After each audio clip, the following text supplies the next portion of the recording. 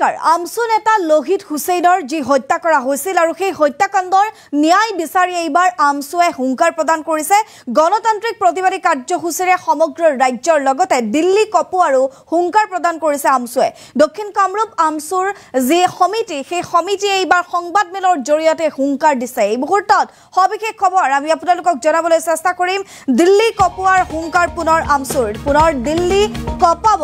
আমসুৱে জনাই আছো এটা ব্ৰেকিং নিউজ আমসু নেতা লোহিত হুছেইনৰ ন্যায় বিচাৰি আমসুৱে হুংকাৰ প্ৰদান কৰিছে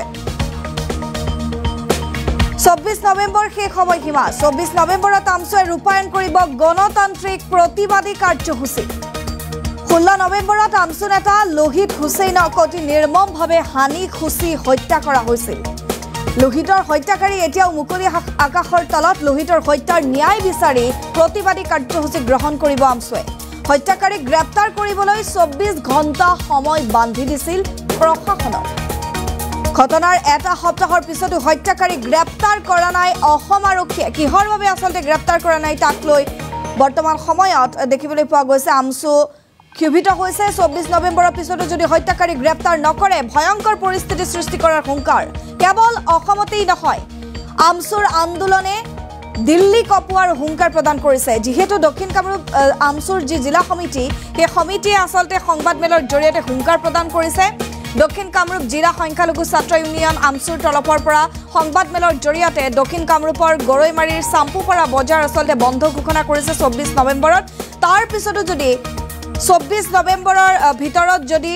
আৰক্ষীয়ে লোহিত হুছেইন আমসু নেতাৰ যি হত্যা কৰা হৈছিল লোহিত হুছেইনৰ হত্যাকাৰীক গ্ৰেপ্তাৰ নকৰে তেনেহলে সমগ্ৰ ৰাজ্যজুৰি এক তীব্ৰ গণতান্ত্ৰিক আন্দোলন গঢ়ি তুলিব কেৱল অসমেই নহয় দিল্লী কপোৱাৰো হুংকাৰ প্ৰদান কৰিছে আমসুৱে আৰু হত্যাকাৰীক গ্ৰেপ্তাৰ কৰিবলৈ পূৰ্বে 24 ঘণ্টা সময় বান্ধি দিছিল প্ৰশাসনক কিন্তু 24 ঘণ্টাটো বাদেই ঘটনাৰ এটা সপ্তাহৰ পিছতো হত্যাকাৰীক গ্ৰেপ্তাৰ কৰা নাই অসম আৰক্ষীয়ে 24 নৱেম্বৰৰ পিছতো যদি হত্যাকাৰীক গ্ৰেপ্তাৰ নকৰে ভয়ংকৰ পৰিস্থিতি ভয়ংকৰ গণতান্ত্ৰিক আন্দোলন কৰাৰ হুংকাৰ প্ৰদান কৰিছে আমাৰ হাতত সংবাদমেলৰ কিয়দাংশ আছে আগবঢ়াইছো লাষ্ট সময়সীমা দি দিছো 24 তাৰিখৰ পিছত যদি অসম আৰক্ষী গ্ৰেপ্তাৰ কৰিব নোৱাৰে এই আন্দোলন আমাৰ কামৰূপ জিলাত নাথাকে গোটেই অসমব্যাপী আন্দোলন হ'ব অসমৰ পৰা হয়তো দিল্লীলৈকে যাব এটা কথা স্পষ্ট কৈ দিছো যে লোহিত হুছেইনৰ এটোপাল তেজ আমি অথলে যাব নিদিওঁ লোহিত হুছেইন আমাৰ সৈনিক আমাৰ সংগ্ৰামী সতীৰ্থ গতিকে সংগ্ৰামী সতীৰ্থক হেৰুৱাৰ বেদনা আমি বুজি পাওঁ গতিকে আমাৰ সতীৰ্থক কোনোবাই কাঢ়ি লৈ যায় মুকলি আকাশৰ তলত ঘূৰিব আৰু আমি হাত সাবতি বহি থাকিম ইয়া কেতিয়াও সম্ভৱ নহয় এটা কথা মানে আচৰিত মানিছো যে এই মূল অভিযুক্তৰ লগত কোন জড়িত হৈ আছে কোনোবা ৰাজনৈতিক নেতাৰ আশীৰ্বাদ আছে নেকি বা ৰাজনৈতিক নেতাৰ ছত্ৰছায়াত আজিও মুকলি আকাশৰ তলত আব্দুৰ ৰাজ্জাক আছে নেকি গতিকে আমাৰ সন্দেহ হৈ আছে আজি আমি দেখিবলৈ পাইছো 15 নম্বৰ কিমান নম্বৰ আসামী এজন আছিলে কোমৰ আলী বেটছিক গ্ৰেপ্তাৰ কৰি আমাক এইটো দেখাব বিচাৰিছে নেকি যে আমি আসামী ধৰিছো আৰু বাকি আসামীখিনিৰ লগত মিত্ৰালি কৰি তেওঁলোকক এটা মুকলি আকাশৰ তলত ওলাই আহিবলৈ এটা সুবিধা কৰি দিম বা এইটো কাৰোবাৰ নিৰ্দেশত হৈছে নেকি যে আমাৰ লগত ষড়যন্ত্ৰ চলি আছে নেকি যে 15 নম্বৰ এজন আসামীক ধৰি বাকি আসামীখিনিক তেওঁলোকে এটা বাট মুকলি আকাশৰ তললৈ আহিবৰ কাৰণে এটা বাট মুকলি কৰি দিছে নেকি কিন্তু আপোনালোকে চাওক ইতিমধ্যে অসমত ট্ৰেডিং অপৰাধৰ লগত জড়িত থকা এজন ব্যক্তি অসমত নহয় ভাৰতৰ বাহিৰত পলাই আছিল আমাৰ স্মাৰ্ট পুলিচে সেই ভাৰতৰ বাহিৰৰ পৰা অন্য দেশৰ পৰা গ্ৰেপ্তাৰ কৰি আনি জেল হাজতত ৰাখিছে সেই স্মাৰ্ট পুলিচে আমাৰ এই অঞ্চলতে লুকাই থকা বিভিন্নজনে ইতিমধ্যে দাবী উত্থাপন কৰিছে অপৰাধীসকলৰ মোবাইল আজিলৈকে খোলা আছে বা বিভিন্ন মহলে দাবী উত্থাপন কৰিছে অপৰাধীখিনি কোনোবা এটা জায়গাত লুকাই আছে অসম চৰকাৰ ইমান বিয়াগম সোৰ্স থাকাৰ পিছত এই অপৰাধীখিনি কিয় গ্ৰেপ্তাৰ কৰিব পৰা নাই এইটো যে এটা ৰাজনৈতিক হত্যাকাণ্ড এই কথাটো ইতিমধ্যে স্পষ্ট হৈ গৈছে আৰু ৰাজনৈতিক কোনোবা নেতাৰ আশীৰ্বাদত এই অপৰাধীখিনি আজিও মুকলি আকাশৰ তলত আছে গতিকে অসম পুলিচক আমি হকিয়াই দিব বিচাৰিছো যে ইতিমধ্যে আপোনালোকক সময়সীমা আমি যিখিনি দিছিলে ইতিমধ্যে সময়সীমাখিনি উকলি গৈছে গতিকে একদম অতি সোনকালে